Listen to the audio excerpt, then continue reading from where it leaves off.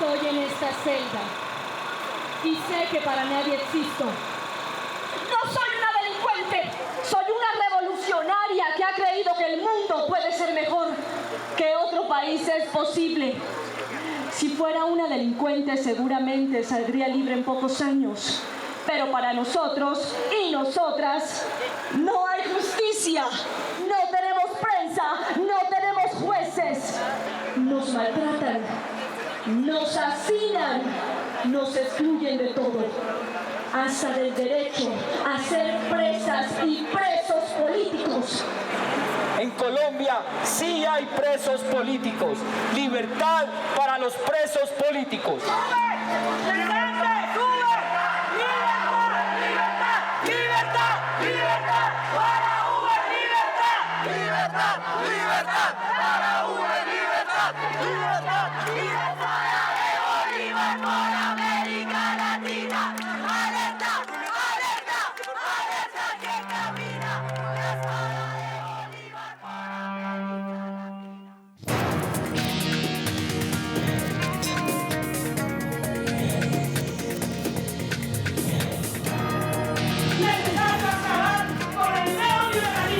Vamos a hacer una minga. Soy Piedad Córdoba, activista de derechos humanos, y a donde quiera que vaya voy siempre en busca de una causa justa. ¡Tus luchas son nuestras luchas!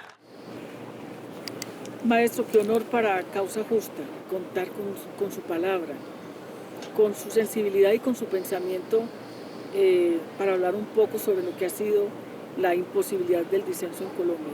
Lo que yo siento es que en todo el continente había una dificultad muy grande para echar a andar la modernidad, el pensamiento liberal y las democracias, precisamente porque nuestros países se fundaron en un discurso liberal prestado de la Revolución Francesa y de la Ilustración, pero que no correspondía a una realidad de esclavitud, de servidumbre de los pueblos indígenas, una tradición casi feudal de grandes señores españoles que eran dueños aquí de todas las tierras, de manera que nuestra independencia no fue una revolución liberal, fue una liberación de España, pero dejó pendientes muchas tareas de transformación de la sociedad y de democratización de la sociedad.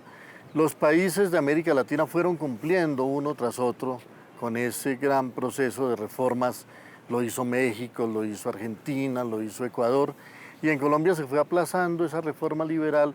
Entonces en Colombia se eternizó un mal que los otros países lograron siquiera parcialmente resolver. Aquí se perpetuó el desprecio por los pueblos indígenas, la marginación de los hijos de los esclavos que habían sido liberados pero que no habían sido incorporados a un proyecto de nación, y una sociedad plutocrática y una alianza de terratenientes y del clero perpetuó en Colombia esa suerte de edad media tardía que habían traído la corona española a América.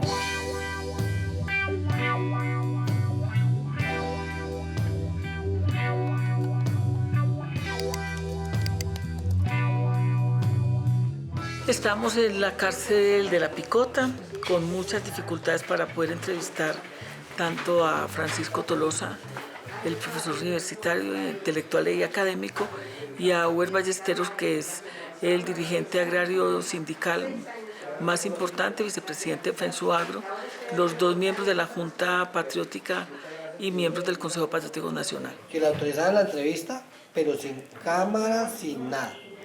Entonces ustedes verán qué hace. Compatriota. ¿Cómo está? Sacho, ¿qué estás haciendo aquí?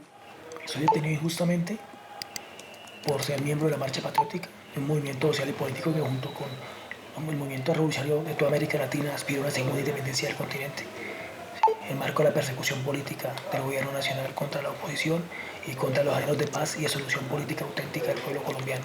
Uber, ¿qué haces aquí?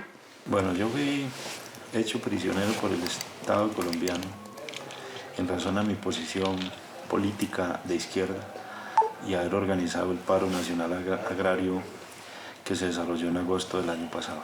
Una forma de acallar a la oposición política en Colombia es asesinarla, meterla a la cárcel o simplemente suprimirle los derechos políticos, como ha pasado con dirigentes políticos como Piedad Córdoba. Aida, últimamente aquí se han presentado cualquier cantidad de telenovelas diciendo que Pablo Escobar odiaba a la izquierda, que además asesinaron a todos los dirigentes, obviamente que asesinaron a Galán, que no era propiamente de izquierda. E igualmente Rodríguez Gacha, supuestamente, él solo exterminó a toda la Unión Patriótica, pero ahora ya no están. Ni Pablo Escobar, ni está Rodríguez Gacha, pero siguen existiendo los mismos patrones de conducta para exterminar ese pensamiento disidente. Sí, lo más grave es que en todo esto siempre estuvieron miembros de la institución y sobre todo miembros de la inteligencia. Es que se ha visto, es que no es que nos inventemos. Han sido ellos, hasta cierto punto, quienes han posibilitado en ayuda táctica, en estrategia, en todo. Y esto, pues necesariamente sí continúa, porque tienen la misma escuela de preparación, la Escuela de las Américas con otro nombre, pero siguen siendo iguales, y siguen teniendo el mismo esquema para hacerlo. Yo creo que en principio ellos los asustó la paz en el 85 cuando Belisario Betancur y la paz ahora. Pero ¿por qué son tan enemigos de la paz? Entonces uno se pregunta, bueno, ¿qué hay detrás de todo esto? Pues yo pienso que muchas cosas, ¿no? Le temen, por ejemplo, a que nosotros tengamos una buena votación. Le temen a que otra vez la izquierda vuelva a renacer. Y esto no puede ser así.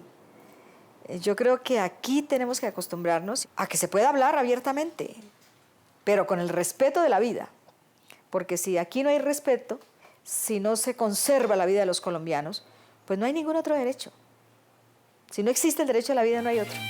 Noticia de última hora en la ciudad de Bogotá, la protagonista, la concejal de la Unión Patriótica, la doctora Aida Abella, que acaba de salir ilesa de un atentado criminal en su contra. Lo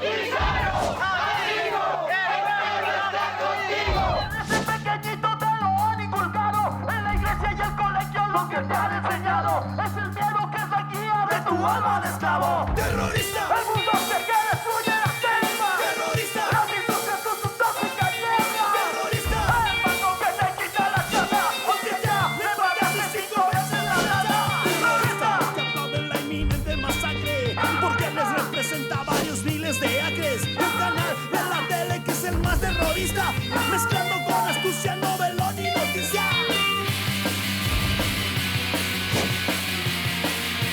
¡Terrorista!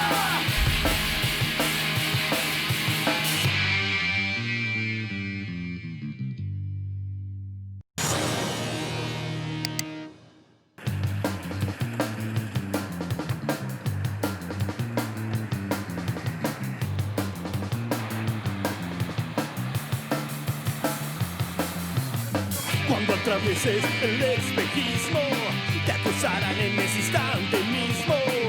Los guardianes del inmovilismo, infiltrado por el terrorismo. Bueno, y aquí se fue entronizando como una especie de figura del bien, de un orden establecido, que era lo que ellos consideraban y que dio lugar también como a la teoría de los dos demonios.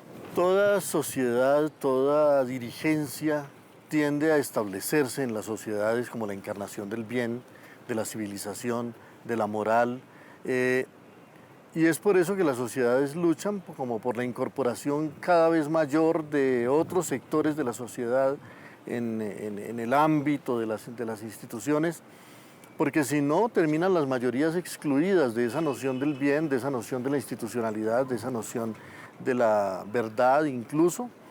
Y entonces cuando un país mantiene a sus mayorías en la exclusión, mantiene a sus mayorías en la pobreza, mantiene a sus mayorías en el desprecio y en una conciencia negativa de sus propias virtudes, pues un pequeño sector de la sociedad termina asumiendo y creyéndoselo realmente, que ella encarna el bien y que todos los demás están equivocados. Eso es precisamente la falta de modernidad, el que una pequeña élite arrogante, pretenciosa, excluyente, termine creyendo que ella es la única que encarna la verdad, la única que encarna el bien y que las mayorías siempre están equivocadas. Siglo XIX. En contra de las ideas liberales que inspiraron a los próceres de la independencia, actores tan poderosos como la Iglesia, los terratenientes, las élites y las cúpulas militares instalan el clericalismo, el atraso y el conservadurismo, que ve todo disenso como un problema de orden público a reprimir de forma violenta. 1914. El general Rafael Uribe Uribe, ideólogo liberal del siglo XX, es asesinado por proponer una reforma agraria que transformara la inequitativa distribución de la tierra y aspirar a una mayor justicia social. 1914. El indígena Manuel Quintín Lame encarna la lucha por el derecho a la tierra. Es encarcelado en varias oportunidades. 1928. Los trabajadores bananeros reclaman a la United Fruit Company mejores condiciones laborales. El gobierno manda a reprimir la huelga a sangre y fuego. 1934-1938. La revolución en marcha del presidente liberal Alfonso López Pumarejo promueve no solo una reforma agraria, sino la regulación del Estado en la economía y la educación laica. Razones suficientes para que los terratenientes y la iglesia se le opusieran hasta frenar toda tentativa de cambio. 1948. El caudillo liberal Jorge Eliezer Gaitán se había convertido en la esperanza de miles de desposeídos. Su discurso de inclusión social no tenía contendor posible en las urnas. Antes de que semejante amenaza llegara al poder, le asesinan el 9 de abril de 1948. 1957. Es asesinado Guadalupe Salcedo, líder de las guerrillas liberales en el Llano, creadas para defenderse de la tenebrosa violencia conservadora promovida por el gobierno de Laureano Gómez. La violencia en Colombia cobró 300.000 muertos. 1957-1974. Se instala el Frente Nacional para que liberales y conservadores se repartieran y alternaran el poder. El país queda sin opción de disentir fuera del bipartidismo. 1978-1982. El gobierno de César Turbay Ayala instaura el Estatuto de Seguridad para perseguir de forma inclemente a los movimientos de izquierda. Se producen torturas, desapariciones forzadas, violaciones a los derechos humanos y el exilio de intelectuales como Gabriel García Márquez. 1985. Del acuerdo de paz de la Uribe entre el gobierno y las FARC, surge la Unión Patriótica, opción de izquierda que confía en enfrentar al bipartidismo por la vía democrática. 1986-2000. Se calcula en unos 3.000 los militantes de la UP asesinados a partir del éxito alcanzado en las elecciones de 1986. Una promisoria generación de líderes es exterminada. Jaime Pardo Leal, Bernardo Jaramillo Osa, Leonardo Posada, Manuel Cepeda. Libertad para Uber, libertad, libertad, libertad para Uber, libertad, libertad, libertad para Uber, libertad. Desde la perspectiva de la juridicidad, ¿cómo ve uno aquí que se persigue, que se encarcela el pensamiento disidente, que se encarcela además el derecho a la rebelión, que está consagrada en el Pacto Universal de Derechos Humanos, como un derecho de cualquier ciudadano o ciudadana de cualquier país del mundo? Claro, por una parte la Fiscalía pretende acusar y adelantar un juicio contra Uber por pertenecer a las Fuerzas Armadas Revolucionarias de Colombia sin elementos materiales probatorios, sin que hayan fotos, sin que hayan entrevistas firmadas, sin que hayan grabaciones de su participación en estos grupos armados. Simplemente utiliza falsos testigos, falsos desmovilizados de las guerrillas para acusarlos a cambio de beneficios jurídicos, a cambio de dinero. Pero sin embargo, más allá de todo eso, lo más grave es que incluso se le quiere acusar de terrorismo, cuando no existe en el escrito ni de acusación o en las imputaciones una sola prueba de haber participado en una actividad terrorista, cuando está probado que es miembro de una organización campesina, de una organización popular que pide la reforma agraria, que pide justicia social y que el Estado los persigue por esto y los quiere encarcelar y llevar a la cárcel como terroristas. Que no es posible hablar de paz, no es posible alcanzar la paz en este país mientras se siga criminalizando la protesta social en este país. Creemos que es necesario abrir un debate nacional e internacional alrededor de la democracia en este país.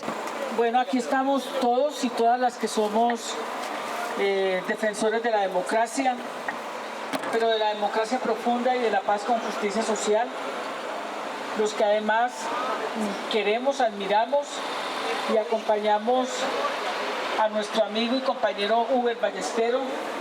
Es nuestro dirigente, pero es el dirigente agrario más importante de este país. Y aquí, así seamos muchas o pocas banderas, los que ondeamos la dignidad, le decimos a él que desde aquí lo queremos, que lo amamos y que su cárcel es nuestra cárcel y que su lucha es nuestra lucha. ¡Libertad! ¡Libertad! ¡Para Uber! ¡Libertad! ¡Libertad! ¡Libertad! ¡Para Uber! ¡Libertad!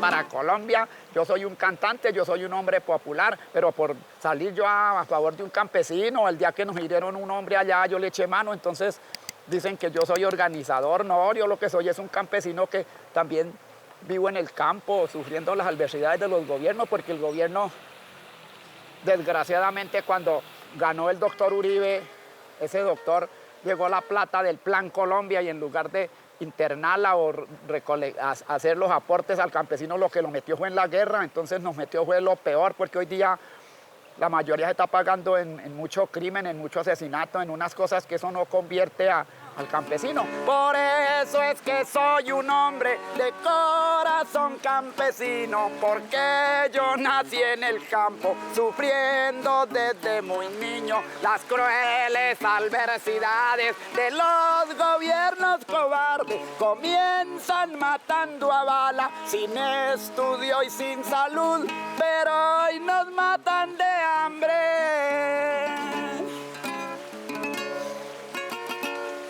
Bueno, estamos aquí en la capital musical de Colombia. Hemos querido conversar con ustedes sobre lo que ha venido aconteciendo con los distintos movimientos sociales y populares que hoy más que nunca se han estado movilizando, y aquí en el departamento del Tolima por muchísimas razones que tienen que ver precisamente con los proyectos mineroenergéticos y también con la lucha campesina que se ha dado durante muchos años en el departamento y en general, no solamente campesinas, sino también estudiantes. Me contabas del asesinato de César García, el dirigente de ahí de Cajamarca, de los que han estado en contra de precisamente de la Colosa. Nosotros, por ejemplo, como luchadores decimos que directamente que fue la Anglo-Gold, porque era un compañero muy luchador. Él para las marchas, él para organizar la gente cuando se salía a protestar, que hemos hecho varias protestas. Hay muchos estudiantes que pueden haber resultado detenidos a causa de las movilizaciones. Con motivo a la quinta marcha carnaval que convoca el Comité Ambiental en Defensa de la Vida y contra la mina de la Colosa, días después, tras una acción de protesta que protagonizaron los estudiantes de la Universidad del Tolima, los medios reproducen la postura oficial, en particular la postura de las fuerzas militares.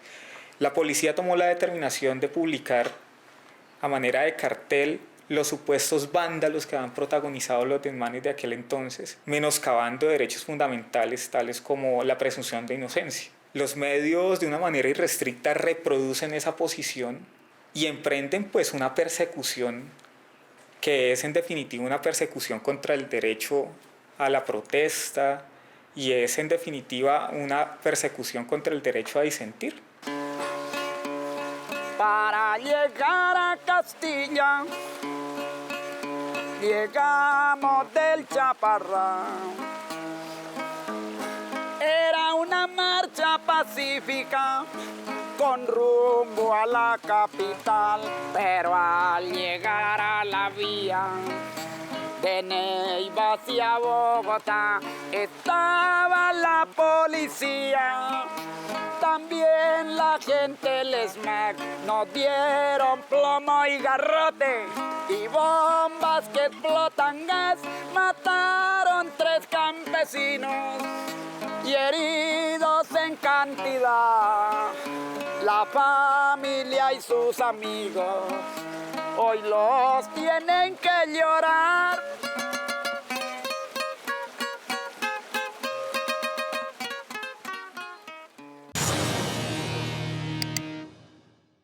No es posible que los colombianos simplemente tengan unos derechos porque son de un partido y otros porque son del otro. No, yo creo que vamos a tener que hacer una discusión política muy abierta, muy amplia, muy sincera. ¿Tú crees que hubo un plan de aniquilamiento frente a la UP y ahora hay un plan de aniquilamiento nuevamente frente a la UP, la Marcha Patriótica, bueno, todos los que expresan disenso. Yo creo que tuvieron una experiencia, ¿no? Y pienso que en parte les funcionó. Entonces, tener listas para buscar a la gente, esto no se da absolutamente en ningún país del mundo, por atrasado que sea. Sí, claro. Pero se da aquí, sí, en un país donde supuestamente se elige un presidente, está el parlamento abierto, y es que cuando todas esas matanzas suceden en el extranjero nos preguntaban, pero bueno, ¿ese país tiene parlamento abierto? Y nosotros decíamos, sí, claro. ¿Y el presidente se elige? Sí, se elige, sí, pero hacen cosas peores que en la dictadura. Yo creo que todo ese sector de gente que nos asesinaron, todos nuestros compañeros, fueron la misma generación que se llevaron la dictadura del Cono Sur. Y aquí lo hicieron en medio de una supuesta democracia. Porque además no tuvimos tampoco la solidaridad internacional, porque era la lucha contra los dictadores. Aquí es la lucha contra una supuesta democracia, que no es democracia, pero que la hacen aparecer así. En Colombia, la precariedad de la democracia se expresa en salidas represivas y militares para abordar los conflictos derivados de los reclamos de la población frente a la desigualdad, la corrupción, el racismo, la pobreza y la exclusión. Década del 80. Con el supuesto fin de enfrentar a la guerrilla, surge el paramilitarismo, fenómeno de extrema derecha apoyado por hacendados, empresarios y sectores del ejército. El despojo brutal del territorio ha caracterizado a esta empresa criminal. 1980-2012. Según el Grupo de Memoria Histórica, los paramilitares son responsables del 58,9% de todas las masacres ocurridas en el país. 1981-2012. El asesinato selectivo en Colombia ha sido una estrategia para acallar el disenso. Se calcula en 23.161 las víctimas civiles de este flagelo. 227 de ellos líderes comunitarios, 1.495 militantes políticos, 74 defensores de derechos humanos y 3.000 sindicalistas, lo que convierte a Colombia en uno de los países más peligrosos para ejercer la actividad sindical. 9 de marzo de 1990, la guerrilla del M-19 firma un acuerdo de paz con el gobierno y se desmoviliza. 26 de abril de 1990, Carlos Pizarro, máximo líder de la Alianza Democrática M-19, es asesinado. 19 de mayo de 1997, el asesinato de los investigadores sociales Elsa Alvarado y Mario Calderón estremece al país. 13 de agosto de 1999, el humorista Jaime Garzón, crítico implacable de la clase política, es asesinado. 2002-2010. El gobierno de Álvaro Uribe no reconoce la existencia de un conflicto armado en el país. Su política de seguridad democrática se basa en la guerra. El pie de fuerza pasa de 215.000 hombres en 1998 a 445.000 en 2010. La presión por mostrar resultados produce miles de ejecuciones extrajudiciales en todo el país, perpetradas por el ejército. 2012. Surge la Marcha Patriótica, movimiento que aglutina a diversas organizaciones sociales. Acusado de ser brazo político de las FARC, sus demandas son desvirtuadas y sus líderes perseguidos. 2013. La Fiscalía informa que investiga 49 asesinatos vinculados con restitución de tierras. ¿Cómo pudiera uno hacer que en Colombia pudiera revalorizarse el concepto de disidente? ¿De qué manera realmente pudiéramos avanzar hacia una sociedad tolerante? El pueblo siempre fue muy auténtico y siempre defendió su ser, su fisonomía, su originalidad, que la cultura colombiana, la cultura popular colombiana es extraordinaria, que las canciones, que la artesanía, todo eso siempre fue muy verdadero y las élites lo miraron siempre con menosprecio, ¿no?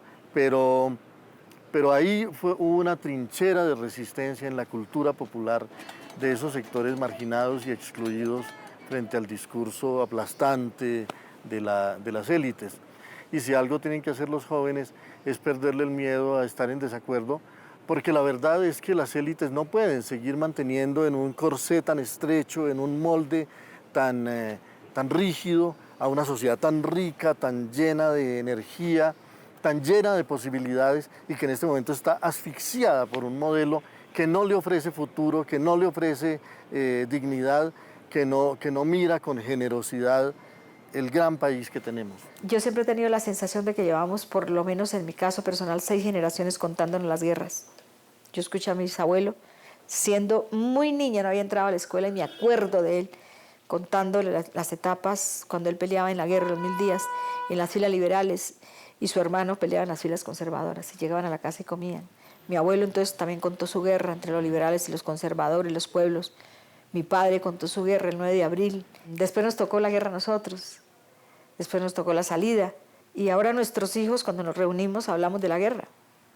Yo quiero que cuando crezcan mis nietos chiquitos, que tienen 4 y medio y 20 meses, podamos decirle, ay, vamos para Colombia, porque ya hay paz. Somos el sol, el viento, el mar.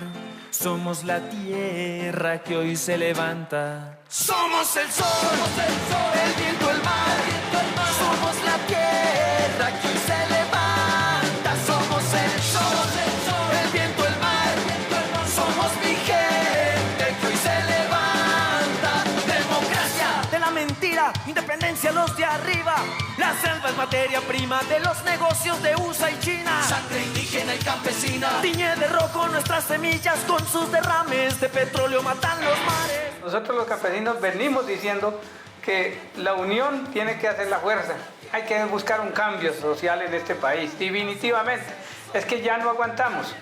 Ya el campesino, el estudiante, el profesor, todo el mundo estamos en bancarrota.